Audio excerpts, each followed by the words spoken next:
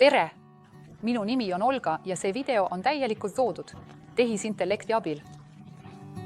Tehisintellekt AI muudab meie elu ja tööviise, võimaldades masinatel täita ülesandeid, mis varem nõudsid inimintelligentsi.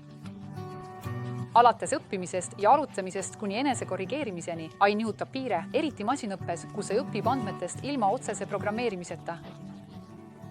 AI tekitab laineid erinevates tööstusharudes, nagu tervishoid, haiguste diagnoosimine, raviplaanide isikupärastamine ja meditsiiniliste andmete haldamine. Finants, kauplemise automatiseerimine, riskide haldamine ja pettuste ennetamine. Autotööstus, autonoomsete sõidukite ja juhiabisüsteemide arendamine. Kuna AI areneb, on eetilised ja juriidilised kaalutlused üliolulised, eriti sellistes valdkondades nagu privaatsus, turvalisus ja vastutus masinate otsuste eest. Oluline on arendada tugevaid regulatiivseid raamistikke, et tagada AI ohutu ja tõhus kasutamine üldise hüvangu nimel.